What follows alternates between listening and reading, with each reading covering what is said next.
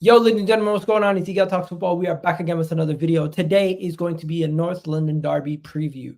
Part one of a three-part preview that I'm going to do. Today, we're going to be doing the North London Derby preview with Souls, Deo, George, and Patrick. They will all be joining me very, very soon. We're going to be discussing Martin Odegaard's injury. Will that decide the match? Are Tottenham now favorites in this derby at their ground? Let me know in the chat what you guys think about that. And also, please do hit that like button, hit that subscribe button. If you guys are new to the channel, we are so close, so close to 30K subscribers. So please do subscribe and hit the like on this video. Let's get this video past at least 200 plus likes, as the likes is what helps the channel grow. And what helps the channel grow is when you guys give us more motivation by hitting that like button. So please do that right now. Before we go any further, I do have one wonderful guest already here, the man himself, Patrick, aka Chatty Patty, aka the man who needs to wear an Arsenal shirt on stream before the end of the year, or else he's not a man of his word, as he did lose a bet last season. What was it? The Arsenal were gonna come 10 points between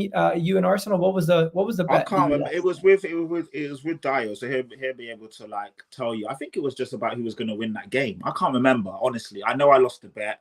I know fair is fair. Terry said, don't wear the shirt yet. He's going to get me in the studio. We're going to do it properly. So to be fair, it's not me. I would have done it already. Terry's like, no, wait, let's do it properly, blah, blah, blah. So, yeah, it will happen. It will definitely happen. I'm a man of my word. I'm not going to shirk out on the bet. Yeah, bro. If we lose, that video of me saying, come outside, Tottenham fans. Yeah. It's going to come out. It's going to come out of nowhere. Every time. I think I have that on Twitter.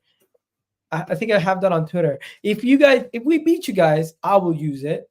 If you beat us, you're probably gonna end up finding it and using it somehow. To be fair, well, actually, I was gonna say you've been all right at the end. I remember I did get you though when you were singing the "Oh What a Night." I used that at the end of the season when you didn't get Champions League, and that fucking went nuts on Twitter. Oh, listen, man, that's too funny. That's too funny. You know what it is though? You gave me a funny intro. To me, you said you are controversial, blah, blah, blah, blah. But then to Deji, you're like, he says anything on his mind. He speaks his mind. It's like, you see what you're doing there?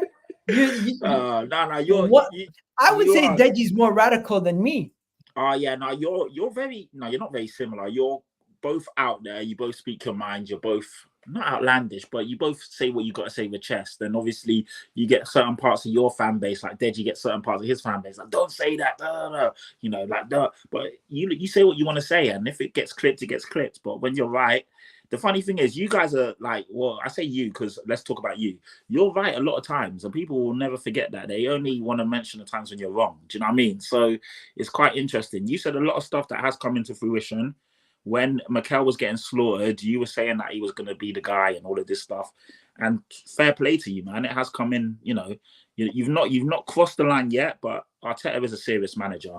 No one can really, you know, back in the day, I was calling him the water boy, the cone collector, all of this shit. I can't say none of that no more. The guy's certified. So let me ask you this. Is Ange under pressure? Yes, he is. Not for me, but there are a lot of fans. To be fair, no, I just want to see a better performance than last year. But there are certain parts of the fan base that are calling him out. Our record over the last 6 months or so hasn't been good, especially away from home. There's a lot of fans that are, you know, wanting to see the performances this season have been good, but the results haven't been where they should be. So, yeah, he is under pressure. Definitely beating you guys would be a nice way. Management, or is it his inability to make changes, especially with set pieces last year? Yeah, I like him, but there's definitely flaws and holes in his setup. I do think sometimes he's just too naive and it's all one way and one way only. The irony is, when we played Man City at home in a game that a lot of us didn't want to win, he completely changed things up. And I was like, where was this against the other teams when we needed, you know, obviously you want to win every game, but I saw a completely different setup in that game. We played false nine. We had the wing backs more tucked in and not fully bombed up the pitch and playing as essentially like inverted midfielders and wingers and all of that stuff. And I was like, why didn't you do this against the other teams when we needed results, like Fulham away where we got smashed 3-0 and all the other, I can't remember all the results now, but This season, to be fair, we've played well in every game. Obviously, we've got 1 draw, 1 win, and 1 loss. We should have had more points on the board and more results. But obviously, against you guys, that would be a massive test. I thought we played well against Newcastle. I thought we were really unlucky. But also, we were a bit naive. You know, when you push everyone that high up and all it takes is one good pass from Joe Linton to break 3 or 4 lines, that is also naivety. Give me a quick injury update. And also I do rate Van de Ven, and at times last season I thought he was your best center back, but he does have an issue. Maybe one of his legs is bigger than the other because he keeps getting the same injury. Yeah, well, no, this was a knock to the knee. I don't know. To be fair, they've been very coy with the updates on Solanke and Van de Ven. So I think maybe it's a bit of mind games. Maybe it's Solanke, Van de Ven, Bissouma, Richarlison. Those are the 3. Yeah, Bissouma got taken off again in the Mali international game, but allegedly he's okay. I don't know what's going on with Richarlison. I don't know about Solanke. I don't know about Van de Ven. So I don't know. We'll probably find out more tomorrow's Friday, isn't it? So you probably get an update before the weekend. But as it stands, I'm not sure, if I'm being honest. So yeah, I don't know. Your guess is as good as mine right now. So Richarlison's gonna play. Bissouma's gonna play. I don't know if Richarlison's ready. I think Bissouma will be fine. And the other 3, I don't know. So you're Van de Ven, Solanke, you don't know. Van de Ven, you don't know. Richarlison, exactly. you don't know. Yeah. That's as it stands right now. I haven't had any updates. I think Bissouma will be fine. But yeah, I guess we'll have to wait and see Ange's pre-game discussion. What he says. Usually on the Friday they have a quick whip round with all the managers and they ask them about the squad. So there we'll find out a bit more. So tomorrow we'll be able to know. Right now, I haven't seen anything on Twitter as well saying, if they're making it or not. So I don't know, if I'm being honest. To keep it simple for you, for Arsenal, it's pretty straightforward. Declan Rice has a red card. Jesus is back fit. Kieran Tierney's in training, but he's not going to be part of the Premier League squad. Martin Odegaard is out due to the ankle injury. As for Mikel Moreno, he's out with a shoulder injury. Ricardo Calafiori has a shin sprain, but he injured his shin, but he should be still playing. As for Tomiyasu, he's back in training after his knee injury also. So if we're going to give injury updates for both Arsenal and Tottenham, that is my update right there. I think Arsenal, we're going to be good, bro.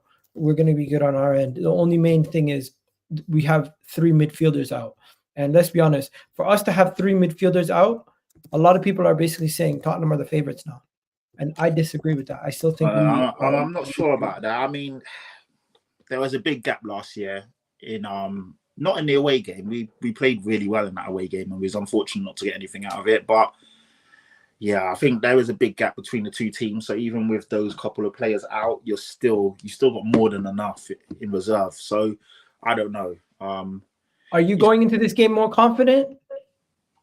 I was never confident, even before the injuries or even now. I don't know what to feel. I've seen all your fans celebrating on Twitter. Were you not one of those people like, yes, we have a chance to win now? Not a chance to. We've always got a chance in every game, and it's not like the 3-0 drubbing before half time last season in the home game was really bad. I know the end score was 3-2, but the game was pretty much done. But of course, you got a chance in every game. I just don't know, man. I just think there's still a big gap between the 2 teams. So I just, it's too early for me to say, if I'm being honest. We're only 3 games in, and I haven't seen enough defensively to know if we're solid enough to, to maintain and keep resolute against a very good team like Arsenal. It will also be tough to see how we break you guys down, because defensively you're probably the best team in the league. And we have struggled against, you're not going to low blockers, of course you're not, but you're very good in terms of you're very set, you're very compact, you move together well as a unit. So it's going to be a very interesting game. There's so many factors. And then sometimes as well, in North London derbies, shit happens. Like sometimes it's just not about form. It's about moments. Like last season when, 5 minutes in, Odegaard, flipping head ball, headers the ball into the goal, or you have Saka tearing someone up sometimes it's just moments that change the game. So we'll see. Like even in the away game when we played you lot, you gave Maddison pressed you, got the ball, passed it to Son scored, and it was literally just like that the game turned. So it might just be a moment or two that changed the landscape of the game. I still say your favourites. I can't sit here and lie. I still think you're the favourites. You're a much better team. But we'll see. We'll see. We'll talk I think about that this game, again this in a game bit. has come really early, so it's hard to say. We've only played It's 3 always games. like this. Yeah, it's hard to say, man. It's not like we're 10 games in, 12 games in, and I can say, yeah, this is. We always play in September, though. Do we? For the last 3 years, I've gone to 2 North London derbies and at home, and they've been in September. Okay, I can't remember. Maybe it's remember the one Aubameyang scored the hat trick. The Aubameyang scored, Saka scored, and I think Son scored a deflection. Or was it? Yeah. And then Typically, there I know was, we always play you. Then there was the other one where you guys basically got, what happened in that home game the year when you guys, what happened in that game? It was the year Aubameyang was gone. Is that the one? Following year? We still won. Oh, you still won? I'm not sure then. I know obviously we beat you at home, Conte 3-0. That was on the way to like finishing 4th. And that's where Rob Holding basically got sent off, isn't it? That was that was the last time I had you on the channel where we were suited and booted. And you're infamous. If they bottle it from this point, it's the biggest bottle job. And I know. But let's talk about Udogie quickly. I think Udogie's kind of like, he was a little bit overhyped last year before the injury. New toy, new player, new signing, looked good. There weren't too many good left backs in the league that time, and he was really shining. Since then, it seems like a lot of the defensive areas where you're being let down the most is not Petroboro, it's Udogie. He's been a little bit of a defensive liability on the defensive end. On the attacking end, he's looked decent, but defending wise, he looked he looked shaky. The thing is, exactly, there's not that many great left backs in the league. He's very young, came in first season. He's a good player, but he does. Are you worried, Udogie versus Saka? No, not really. I thought Udogie had a really good game. When we played you like the Emirates, Udogie played really well. But he is raw. He's still a yellow card in the first 2 minutes. Yeah, I know, and that's it. But then after that, he was solid. The thing is with Udogie, he is raw. He's still got a lot to, he's got a high ceiling. He's a very good player, but he does have a lot of mistakes in him. He can be quite rash at times. Sometimes his passing is a bit wayward, and he also is susceptible to a yellow card and a booking. But with all that being said, he is a good player. His ceiling is high. He's young, but he's not the finished article by no means. And there's a lot that needs to still come out of the play. But I think he's kind of overrated last season. Nah, he's not overrated. He's a good player. He's rated because he is good, but he's nowhere near the finished article. So there's a lot of room for improvement. But I wouldn't say he's overrated. You can be a good player and still be overrated. Maybe, but then when you say overrated, for example, Eden Hazard was a good player, but he's overrated. Nah, Eden Hazard was a great. Eden Hazard was put in the conversation of Messi and Ronaldo. Remember? Yeah, he was. He wasn't at that level, but he was a fantastic player who, for maybe a year or two, was probably the best player in the Premier League. But he was. It depends. I don't know. I wouldn't say Eden Hazard was overrated. What do you think about this? This is interesting. If Tottenham don't beat us with the depleted team, you have to question Ange. Tottenham fans are Ange out.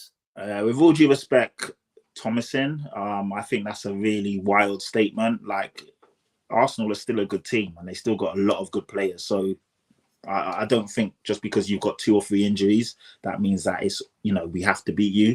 Arsenal finished second in the league, couple of points off Man City. The year before that, they also pushed Man City to the brink. You've got a good squad. You have strengthened as well. So I don't see why all of a sudden we have to win it. We've also got injuries as well. Let's not act like we don't. So it's going to be a tough game, but you're not Bournemouth or Wolves missing 2 or 3 key players. You're a squad with a talented bunch of 15 or 16 individuals. You should be okay. Alistair Gold mentioned that Van de Ven and Dominic Solanke are not training versus training.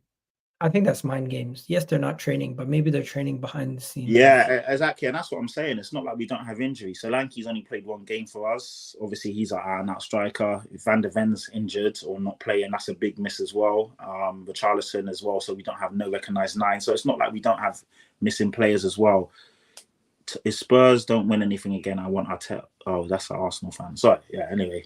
Yeah, he's saying if Arsenal don't win, he wants Arteta out. I think that's crazy.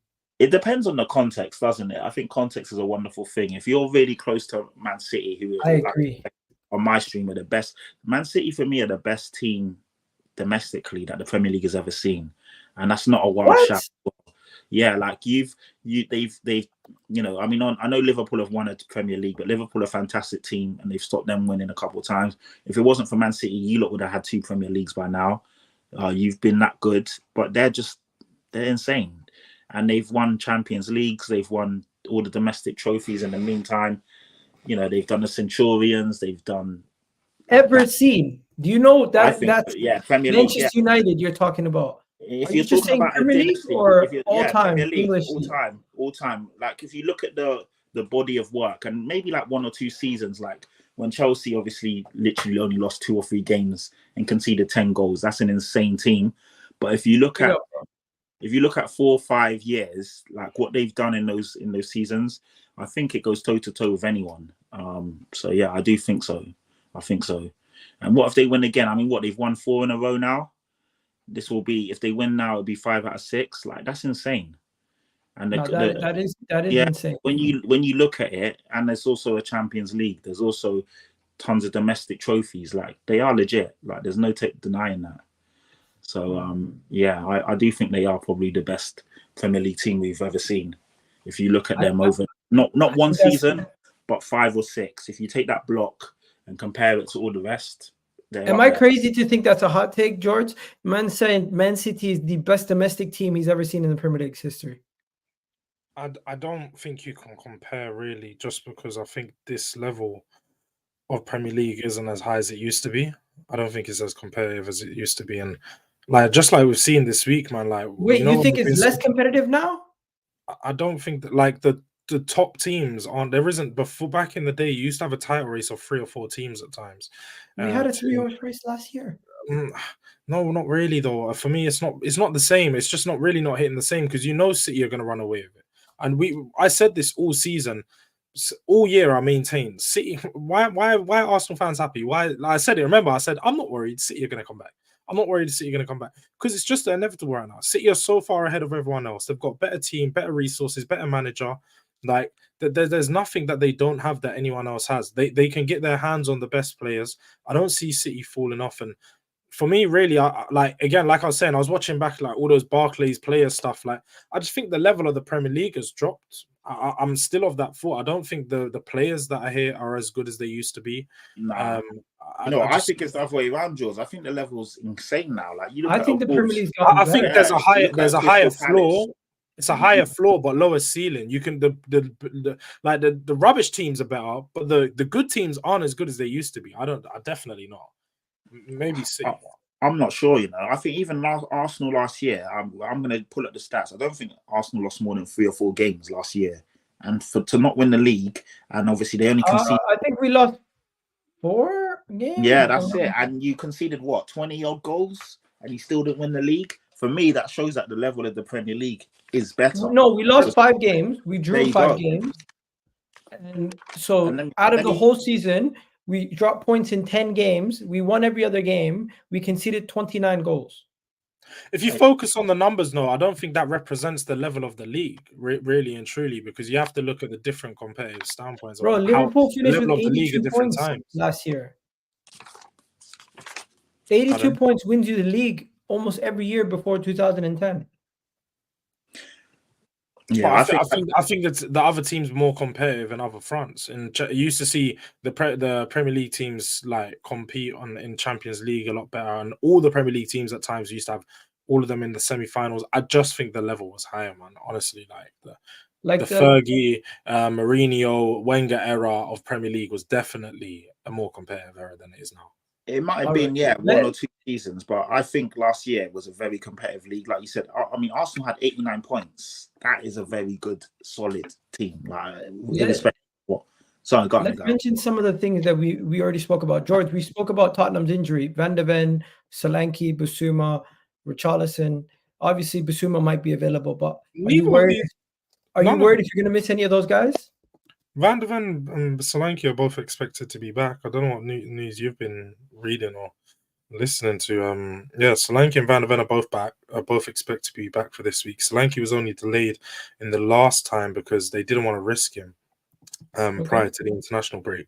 And Van Bissouma der and Ven another one. Richarlison? And Richarlison, I think he's out. I think Richarlison's definitely injured. Bissouma, as far as I'm aware, there's no confirmation. He could potentially miss the game, but he's not a player that I would be so mad about missing. I've been pretty consistent over the past 6 or 7 months that Bissouma's been underperforming for me for a while. He's had a few good performances this season, but it was against lower opposition, against the likes of Everton. So I'm not going to gas it up and be like, oh, wow, Bissouma's back or anything like that. He looked all right. I need to see it against the likes of Arsenal. But you guys are going to be missing your main players. So I think we can take advantage of that if we do have our full team back. And Van der Ven and Solanke being back plugs both of the holes, like I was saying previously, in the game against Newcastle, where we had problems was in the attack. We couldn't finish the chances we was created because we was camped in their half for at least 60-70% of the game. The ball was literally in their half, but we couldn't finish our chances. And then the one goal they scored, you saw they got in behind, and we lacked that pace in Dragusin or Udogie to catch up to Isak because he's too quick. If that's Van der Ven, he would have been there in seconds. So for me, but both of those, like, the game was completely avoidable. But you have to adapt 100%. But against Arsenal, I don't think we're going to need to. We're going to be playing a Tottenham way, the way that Ange wants to, with our best players. So I can only see us performing and stepping up, man. Welcome, Deo. Big up to Deo. Souls is going to be joining us in a minute also. Big up to everyone in the chat that's just joining us over from the terrace. Also, I see they just finished their video. So if you've come over from there, big up to you. Do me a favor, please do hit the like button on the video also, guys.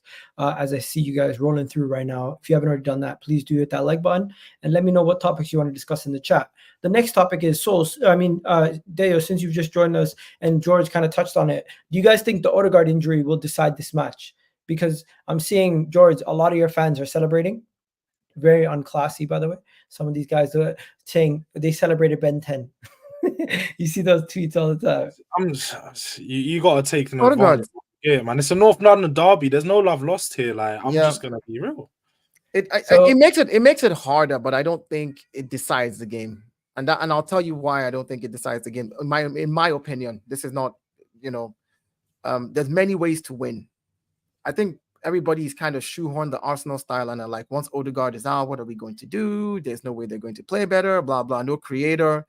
We still have our defense solidly. I think we forget that we still have Jacob Kiwior on this team. I think we forget that we can play him left back, play, what's his name again? Timber in midfield as a double pivot with Thomas Partey, because Thomas Partey may not be as fast as we think he is, and put Timber right there with him.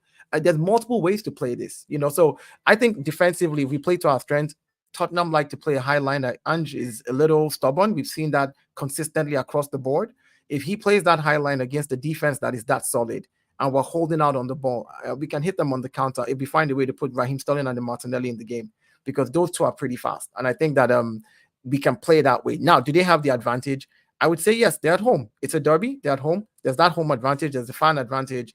But is that enough to get them over the line? Because we've seen that last season. And last season when we played it, I'll just wrap up with this. Sorry. Last season when we played Tottenham, they had more of the ball.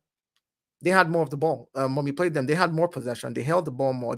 And that's how Tottenham played. They controlled the ball more. Off the ball, we're better. We know how we set up off the ball, profile-wise. We know who starts the press. We know who does what. We just won't be playing with the Odegaard factor. So we'll play in a different way. And with set pieces, they've gotten slightly better from last season, from what I've seen. But, they're not the best team at, defending set pieces as well. We're pretty good at getting those. So if we get a few set pieces, it could be dangerous for them. Same way, if we make any mistakes in that midfield without holding our ground, it's going to be dangerous for us and our defenders as well. So I think I don't think it decides the game. I think it just makes it harder for us to win. But we will win. Before we bring in Souls, welcome, bro.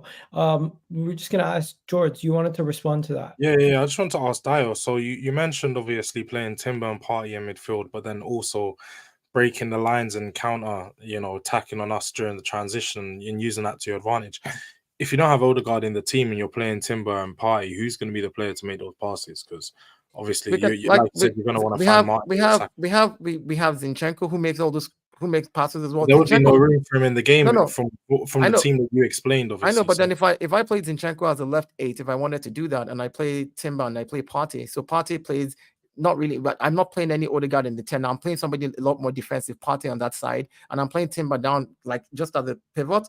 Both of them, I think, double pivot.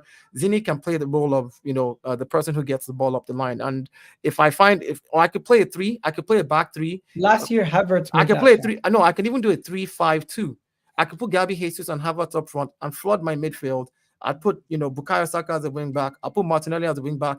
I'll play Raheem Sterling up front in front of him, and I'll play Timber and I'll play Partey. I don't think. No, I'm just saying I'm not saying it. Listen, here's the problem though. Everybody says Ian Wright, slow down, but we saw him play that role and he played it well. So what are we talking about here? It's about I don't think we're gonna take Saka out of that attack. No, Igal, hear me out. It's about winning. This idea that you look at the team and say, I will not take, because you're the best player, I'm not going to. Well, Arteta's not going to do nothing that you said there.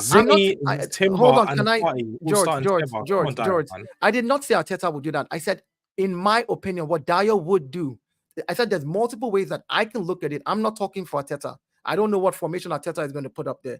But conversation we're having here is what I think I will do. And I'm telling you that there's multiple ways that I can look at this team that we have and set them up in such a way that we can at least still come there and get 3 points. That's all I'm saying. Arteta may not do what I do, but hey, there's multiple ways. Guys, do me a favor. Please do hit that like button right now and let me know. Do you guys think Odegaard's injury will decide this match? Before you guys came, Patrick was kind of saying that he doesn't think this injury is going to change much, and he still doesn't have Tottenham as favorites after this injury. He thinks Arsenal are still favorites. Am I wrong? Yeah. So yeah, exactly. I'm with Dyer here in the sense of, like I said previously to Sules and to Dyer, who've just joined, like Arsenal a quality team. People in the comments are saying, because they're missing 2 players, maybe 3, we have to win the game. And I'm like, that's ridiculous. Arsenal are a top team now. They've been a top team for 2 or 3 years. They've improved in the sense of they've plugged the gaps with players that have come in and strengthened the team. I still expect them to be a really good team. Yes, it makes our job a bit easier. Of course it does. Odegaard is a fantastic player. Declan Rice is a quality player. So it gives us a slight advantage, but they still got, you'd be foolish to not look at that team and see there's still quality everywhere. Again, I see some of the Arsenal fans writing us off as well. I think we've played well in every game. It's just unfortunate we haven't got the results, but it's going to be a tough game, man. The only slight bugbear for me is that it's come really early. I've not had enough of a chance to really dissect both teams properly to really see where they're both at, because Arsenal haven't looked that great in games, but they've been getting results, which is what you want to do, and we've looked good but not got results. So we're only 4 games in, 3 games, this will be the 4th. It's going to be tough, man. I still feel Arsenal are the favourites going into this, just because of the quality of the teams, just because of the manager, just because of where Arsenal are in their trajectory compared to us. But yeah, it's going to be a very interesting game, man. Souls, what are you saying? How are you feeling about Tottenham right now, especially with Martin Odegaard out? Are you think this is going to decide the match? Are you concerned? Sorry, Igal, why are you putting me down here with the other Tottenham fan? Why are just what's going on here? I wanted to put myself in the middle. Am I being discriminated against? George is like, this guy is crazy. No. I can't lie. I was thinking the same thing. I was gonna say at the start. I was like, why can't I be next to my bro Pat? Like, this isn't making sense. Me and Dyer, swap it. Put Dyer on the top. We're fighting. Yeah, all right. Listen, I thought it made more sense to have me in the middle and have one side Tottenham. Okay, Arsenal, Tottenham. Are you in the middle? Yeah. Either way, it works. It works. Anyways, continue.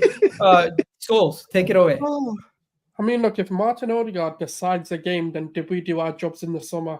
The answer is no. The reality of the matter is, look, there are some truths to what both sides of the argument are going to say. We are 5 years or 5 seasons or 4.5 seasons, however you look at it, into a process where if we're not getting backups and we're not getting players, and we've decided as a club, as an organization, as the owners, as the board, as a manager, whatever, to have Ethan Nwaneri be the understudy of Odegaard, then you've got to trust that. You've got to sit there and go, okay, is it going to be Kai Havertz that plays the 10? Is it going to be Ethan Nwaneri that plays the 10? Or is it going to be Leandro Trossard? At the end of the day, the club made a decision that they feel this squad is padded enough to handle these injuries. If they haven't thought that any single player is going to get injured, then they're foolish to do that. So for me, if we're now going to say, because Martin Odegaard's been injured, that this is now going to turn the entire tide in Spurs' favour, when coming into this game, you believe we were going to beat Spurs, then you're a fool as well. And a single injury shouldn't decide that. And we need to find more ways of beating a team than just relying on the same players. Because let's be real, when is Saka going to get injured? It's a matter of when, not if. And that's the reality that we need to think with. We need to think worst case scenarios when planning for the squad. And when it comes to the Spurs game, look, it's in a bit of an anomaly because it's a North London derby. Anything can happen. Form goes out the window. Granted, it's 3 games, so there isn't really any form.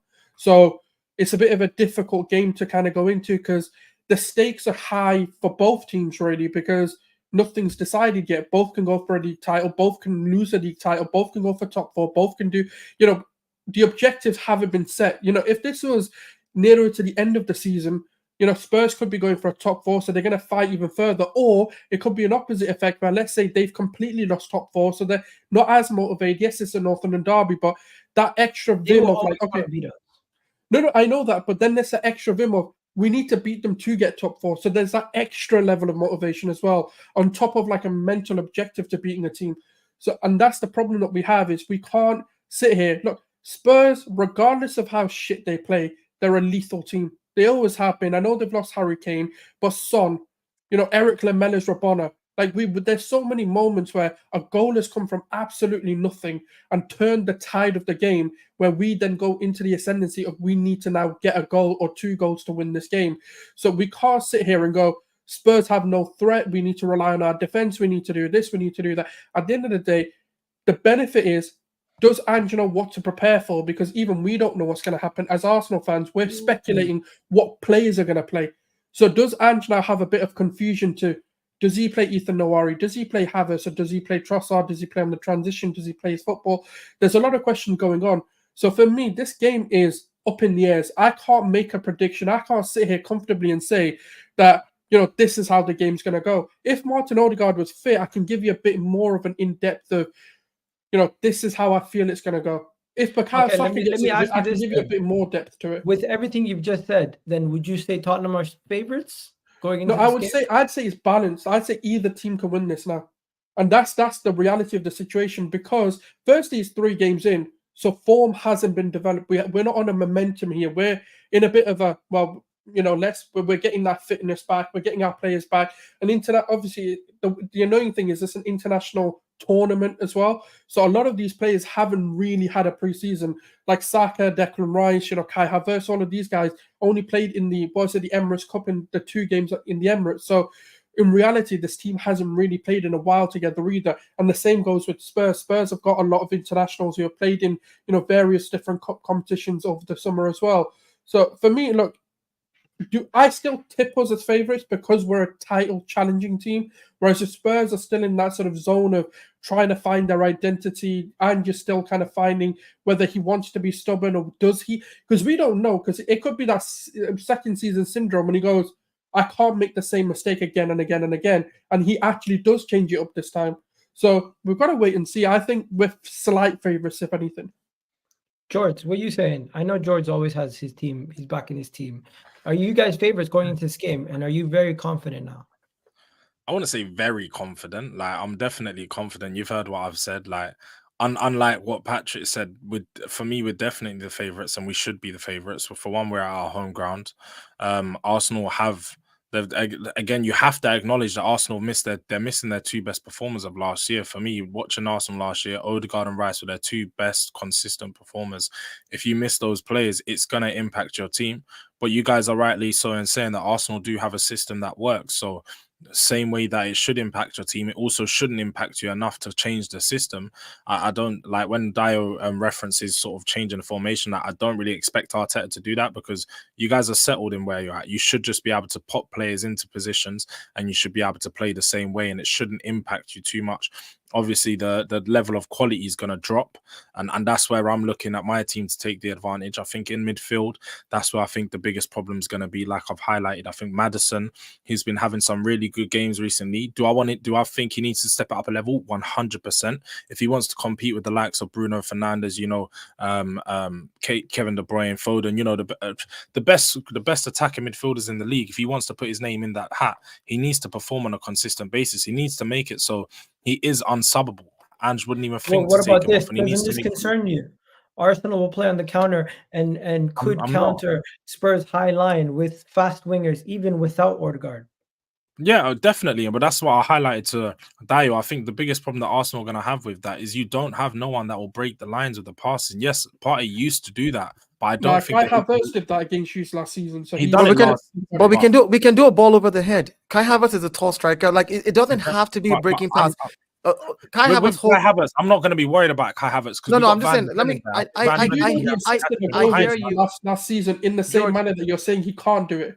George, I hear you. I know you have Van de Ven. I'm not even underestimating what your players can do. All I'm saying is, if you genuinely, do you think? Let me ask this question. Do you think Arsenal is a title challenging team?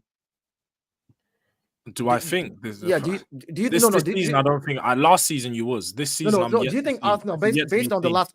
So this season I just based started. on the performances this It's just season, three. He doesn't It's believe in just, us. George, hold on. It's just 3 games. I'm saying based on the last 2 seasons that but we. you have to go off this season, innit? Let me. It's okay. So I could simply then say, based off this season, the way your performances have been, you're not the top 4 team. You can say that, and I wouldn't argue the point. I know, but my point is this: Arsenal is tipped to be a title chasing team, and I think that any team that really wants to win the title, regardless of a good working system, there are times where you might need to change your system to get the results that you need.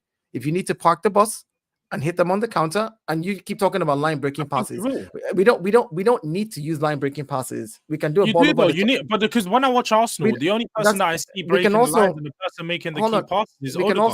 We can also use long balls over the head and get set pieces close to your box 18, which we're really good at as well. So these are multiple ways that we can win. All I'm saying is, as a can team, play passes like that also. Yeah, another team that really wants to win. He hasn't for a while. Jorginho. Yeah. Again, Jorginho used to be able to. He hasn't for a while. Like was being highlighted. We saw Jorginho's performance when he come on against us in the last game, last year. It was poor. And Thomas Partey, I watched him in the last game against Brighton, and he was getting run ragged. Let's be honest now. He couldn't even make a forward pass, let alone a line breaking pass. I genuinely think he has dropped. He has dropped so many levels below than what he was two seasons ago, and people are just failing to acknowledge it and say, "Yeah, Thomas Partey can." He's only there because he's filling in a role right now. But Thomas Partey shouldn't be starting in the Arsenal team, just like he didn't last year for the majority of the time. He shouldn't start in that Arsenal. He was team. injured, so he was injured. But Arsenal performed without him, did they not? That's my point. So for me, I don't think that he's a needed player in his team, and that's why Moreno's there. Moreno will eventually take his spot when he's into the team. But again, it'll be Declan Rice. Moreno will play the 8. Yeah. You know what? With the way you're speaking, with the way you're speaking, George, I'm thinking you're thinking your team is superior, like in certain areas of the pitch. Hello, can you hear me? Hello. Sorry, I cut out there. What'd you say, bro? I said I think the way you're speaking, I think you think you're more superior in the midfield and in the attack.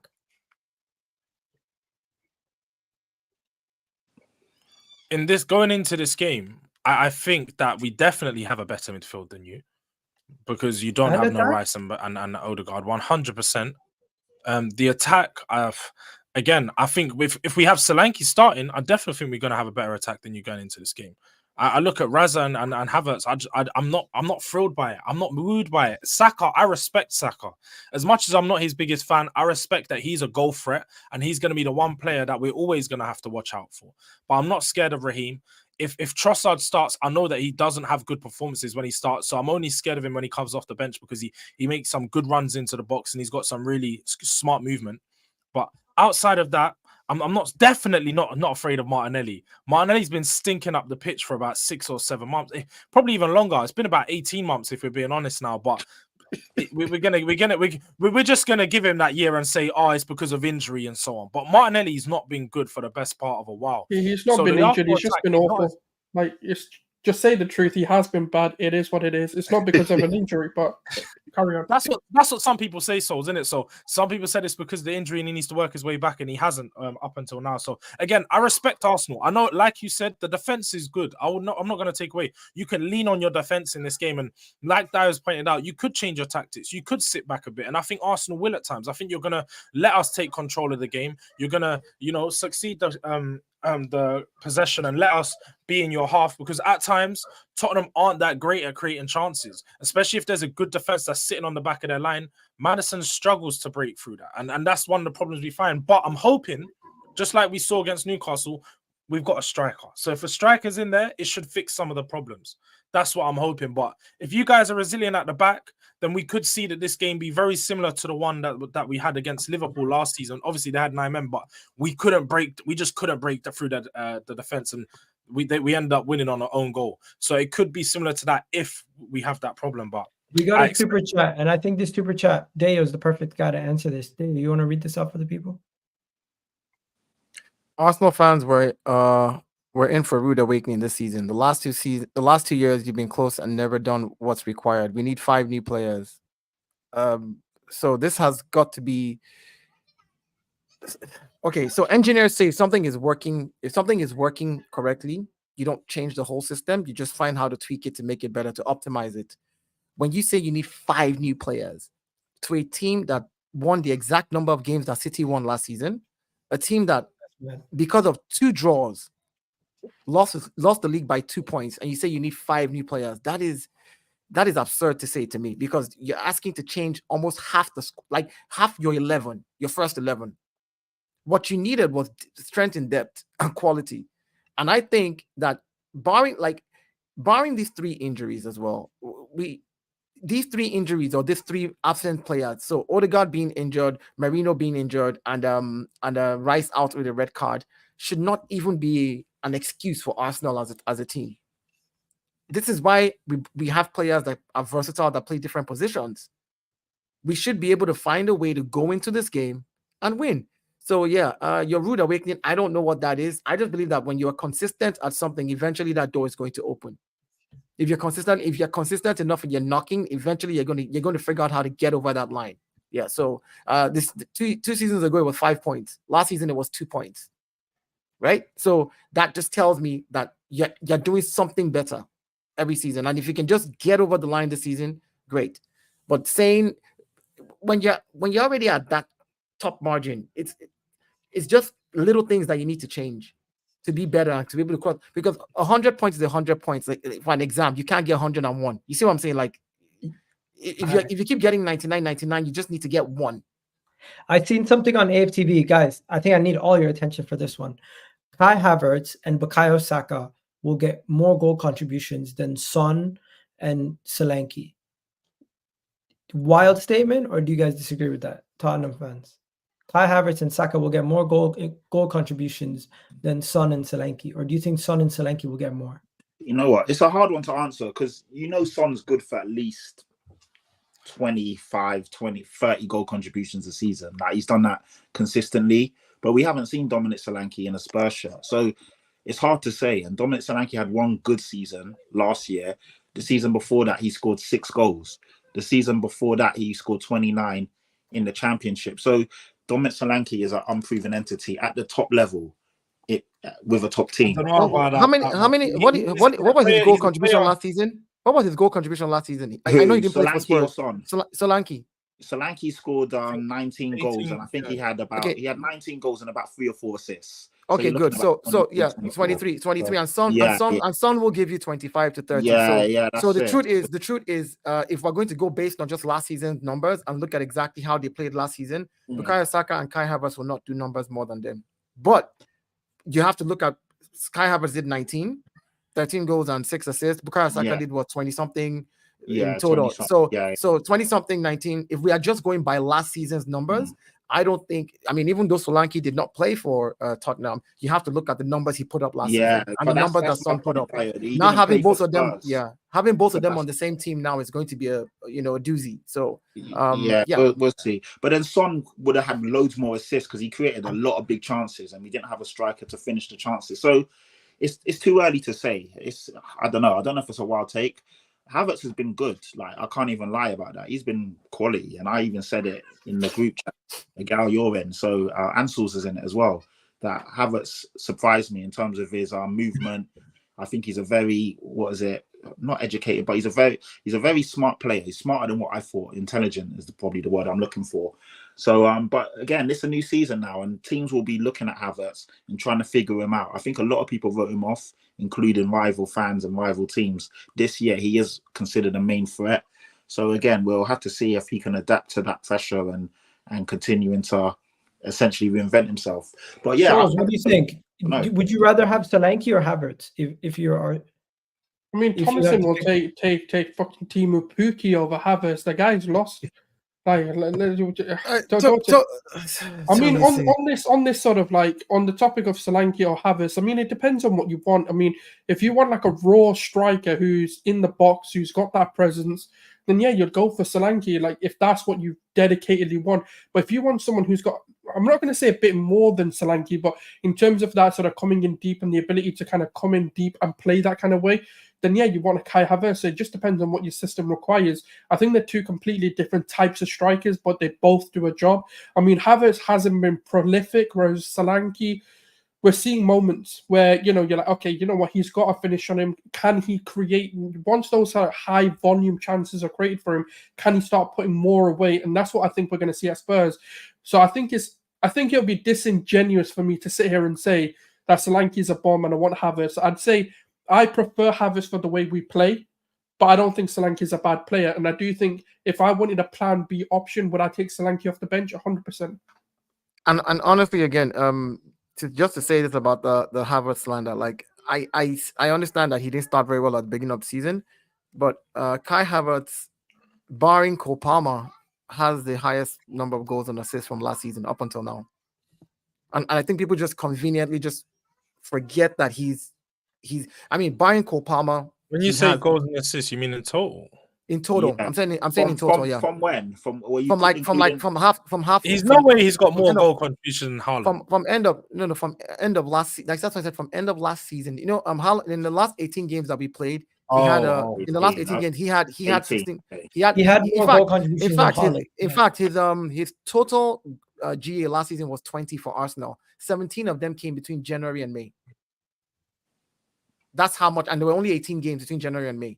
So what I'm saying is that the consistency that he had, he's carried it on into the season. He's continued scoring in this season. So, and he's already had an assist as well this season. So my point is, I think people who just say Havertz is a terrible striker, is this, you can see consistency now. He started showing, the beginning of the season, he has started, and he started well.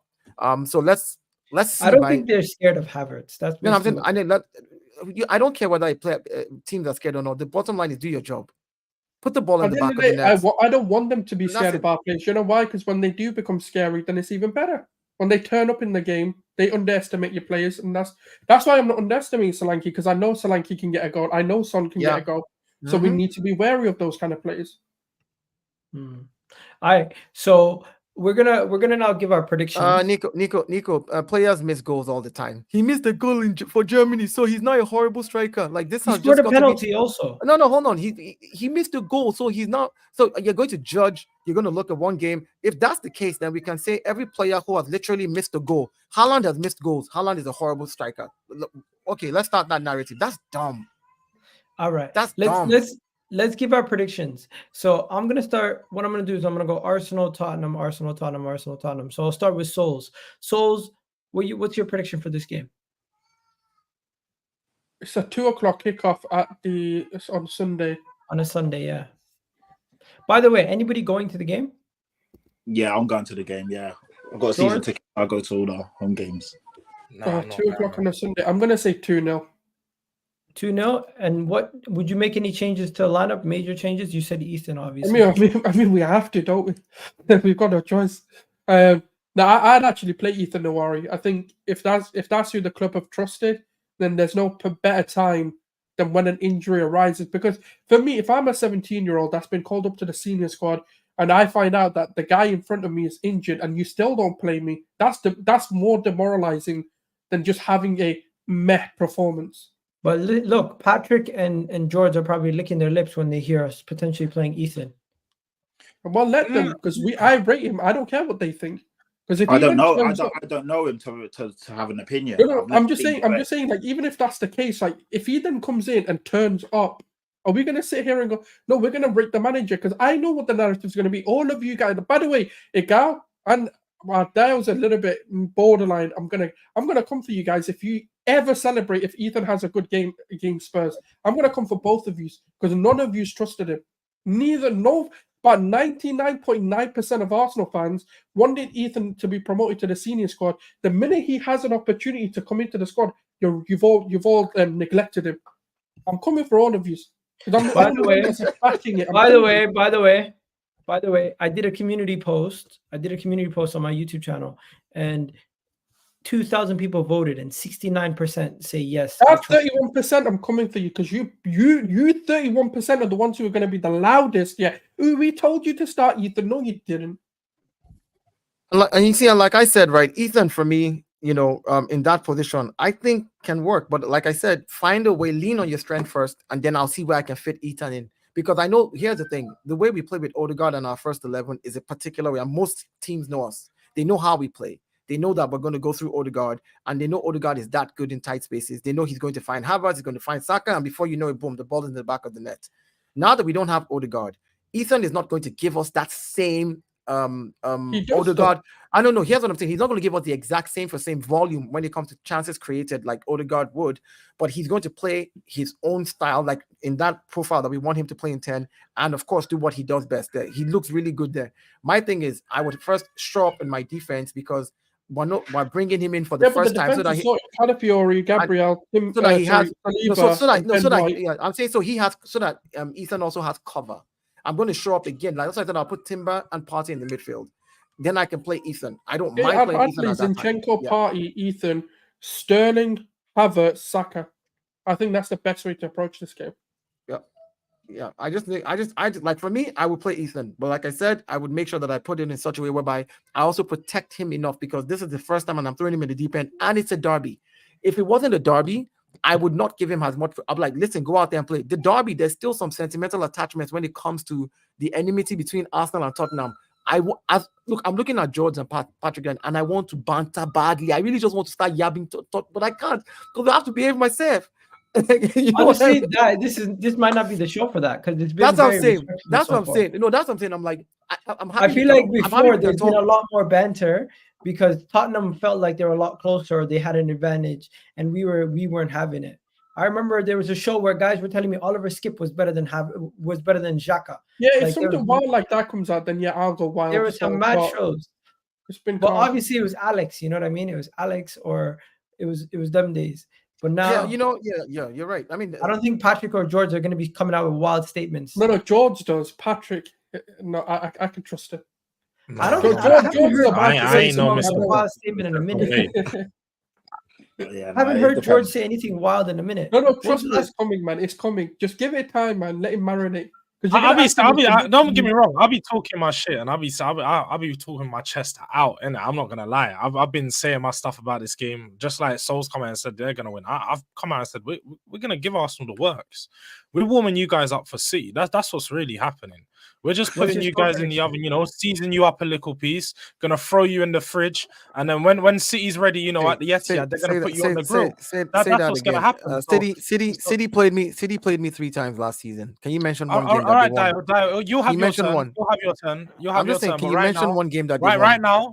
Right now, it's 3 times last season. At the Etihad last season, what happened to them? Let him finish. What happened to them? What happened to them at the Etihad last season? 1 second, Deo, you know what they say? They say, let your enemy finish to embarrass themselves. Then you can talk afterwards. Yeah, apparently so. Let me embarrass myself because what's going to happen this weekend, really and truly, and from what I can see, like people are pointing out, is I don't see Arsenal doing 3 wins in a row at Spurs ground. I just can't see it. I genuinely think it's impossible. I don't see any way that we're going to lose this weekend.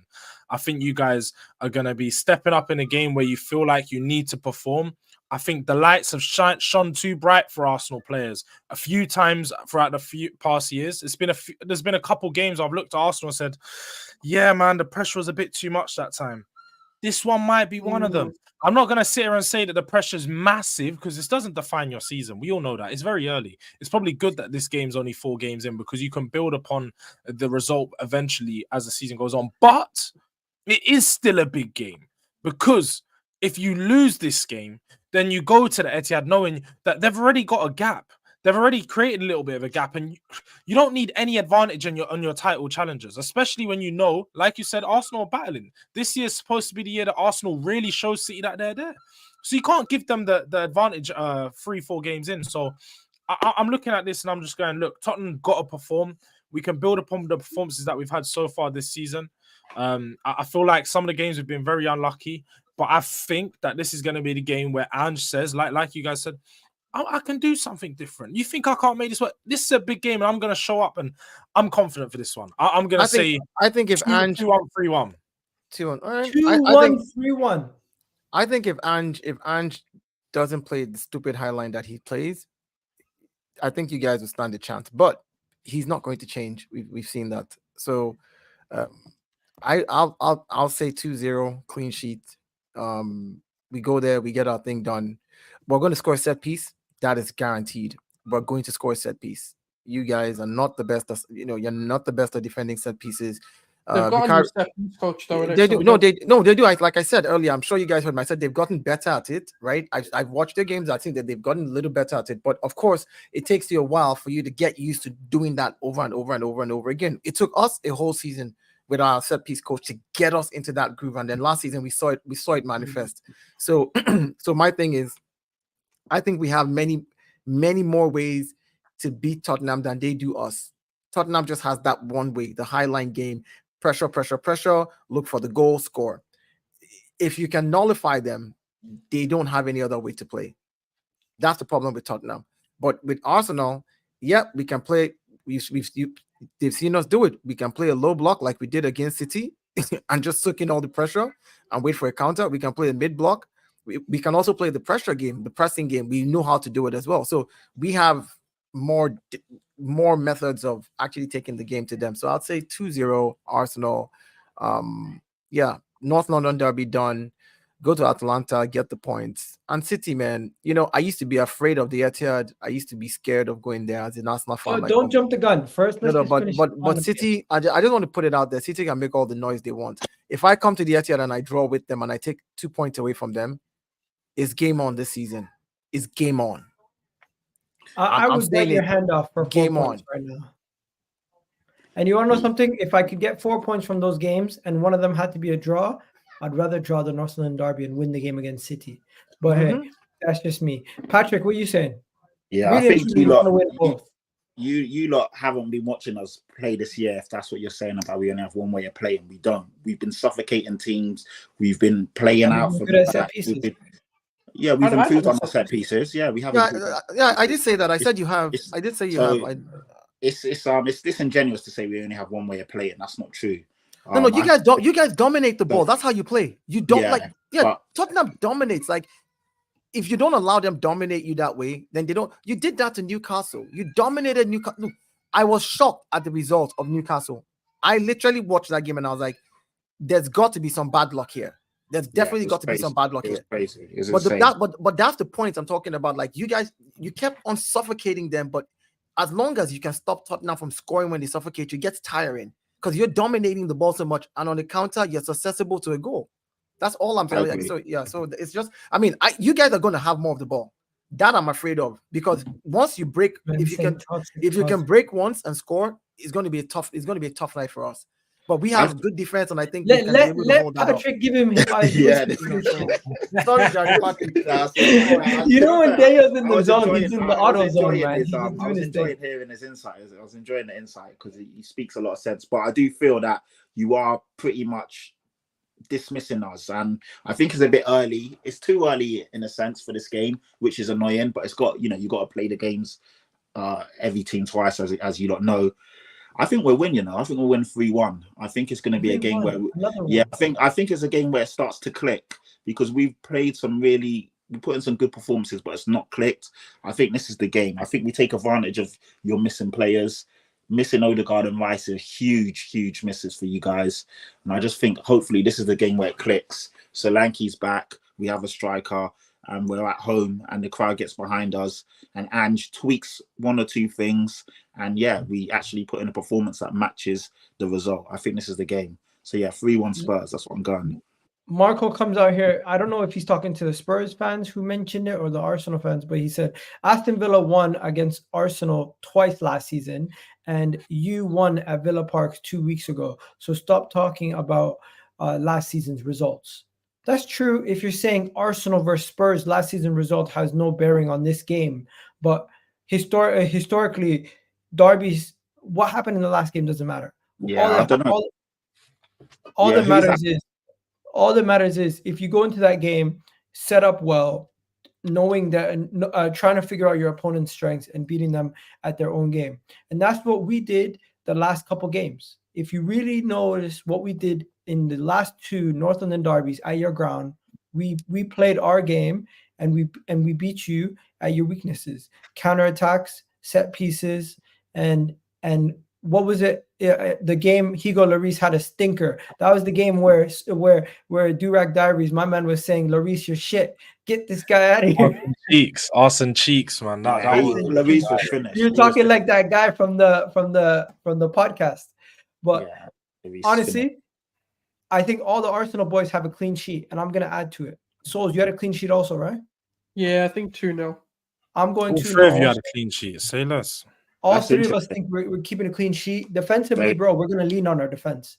You guys... Can I just say, yeah, on that, you did concede 4 goals to us last season, and our team was... Yeah, but now we've got the Great Wall of Arsenal. It's fine. All right, I just wanted to highlight, but that's fine. If you guys think you're going to get a clean sheet, I don't think I'm. Yeah, we did concede. I think we're going to be forced to play a different style of football than we normally do. We're not going to hold on to the ball as much. Our midfield is going to be a lot more industrial and less creative. In that away game, you done that last year, though. You guys played on the counter pretty much, and there you go. And with guys like Martinelli, Trossard, or Sterling on the bench, we also have some firepower to come off the bench too. So I'm not as concerned as I would have been a couple of years ago when we lost Saliba and we're down to Rob Holding. That game pretty much almost felt like we were going to lose. We still have, and I was telling, who was I telling? I said, I know he may not be the best in the left back, but if you put a Kyrian and the Timber in front of him as well, that's not bad because we do have people in defense that can do a job. I'm just going to end it off on one thing. Patrick, what the hell is this thing you mentioned me? Kulusevski is false 9? Surely that's not going to happen. Yeah, well, could do. Kulusevski's been playing false 9 in a couple of the games. Even in pre-season, he did that. So that could be something like to throw a span in the works and something that you're not going to start Solanke if he's not fit enough to start, and then we bring him off the bench. So that could be something we do. What's wrong with him? Who's Solanke? He might not be 100% in the sense of obviously we didn't rush in the last game. Yeah, he's had a week or 2 off, but he may not be. What was he injured? Solanke, Solanke. Oh, right. He's missed the last 2 games, so he missed out. I thought we had what do you call it, George's attention before, but as soon as I said Kulusevski false 9, he propped up. Are you against it or for it? Definitely against it, man. Kulusevski's my guy, and I feel like I've watched him enough to know that his best position is either in the 8/10 or playing. Yeah, 100%. He's a quality player. I don't want him as a false 9, but it's something that Ange has messed around with quite a few. Because he did play. He started there against Newcastle. He started in the 9. Yeah, he did. Pretty sure. So who are you playing then? Like if say Kulusevski and Solanke are out the equation. Tell us your whole lineup. No, Kulusevski will play false 9, and then Son will be on the wing. So what would you do? Because you guys are like not really for it. So what would you do if Solanke? It's got to be if Solanke's for me personally. Them two are down. You don't like Kulusevski because your other options are kind of dead. So like personally, I'd look at friends Son in the middle, putting Odegaard on the left, and then Johnson on the right. Not that I like Johnson, but he's better than Werner, to be honest. I'm not a big fan of Werner at all. But I know Ange, looking at the way he's done things, he doesn't like Son in the middle. So I think he throws Son on the left. He finds a way to put someone in the middle, or he might just play with three wingers just revolving, because I feel like that's what we've done with Kulu in the 9. We pretty much had no one in the middle, and that's why against Newcastle we're just putting the ball into box to no one. There's literally no one in the 6-yard box, time in and time out, and that was killing our attack. So I'm praying the Solanke's there. Obviously, if we don't have Solanke, it does impact our game massively. I think in front of goal, that there's not much. That it remains to be seen whether they can put the ball in the back of the net. Some of these players, so it's going to be a problem. All right, we're gonna wrap it up there, guys. I really do appreciate it. Big up. What's your score prediction? Sorry, you said clean sheet, but you didn't actually. Everyone here said 2-0. Oh, you said 2-0 as well, yeah? Okay, cool. Yeah, cool. I said 2-0. Sol said 2-0. You said 2-0, Deo, right? Yeah. Yeah. You said 3-1. You said 3-1. And you also said 3-1/2-1. Yeah. Okay, so there you go. And we're gonna end it there. One thing I will say is, Patrick, are we putting a wager on this one? No. If we do win, we will definitely be seeing your soliloquy, George, because you literally wrote us off. You're writing us off. No chance of winning this game. I told you, man. No chance. We're not losing this. 100%. All right. So, George, you want to put a wager on it? I don't really do wagers. I'll be no. You're confident enough that there's no chance. If you want me to wear an Arsenal top, even if you've done the wager, I wouldn't do it. I'll catch you guys on the next one. You're not confident though. I'm confident. I will wear a Tottenham top if we lose. You put a wager on it. Say you wear an Arsenal top and we sign it. I don't trust exactly. me. You're not going to do it. How is he going to get? Once you stop, we'll come back to this. Are you not going to do it? More? You guys can do that then, no? No. He's not going to do it. All right. I'm going to wrap it up here. Just to let you guys know, there's another North London Derby preview on Saturday with Deji, myself, and Jacob, and one more Arsenal fan I'm going to bring also. I think I'm going to bring Dawood. It's going to be a combined 11. It's going to be mental. But yeah, anyways, we're out of here, people. You catch you guys in the next one. Love for the love, people. And go check out Hussam's channel. He's live right now with Al-Ahwa. Go into there and everyone tell them that Arsenal is going to win the North London Derby. We're out of here, people. Peace.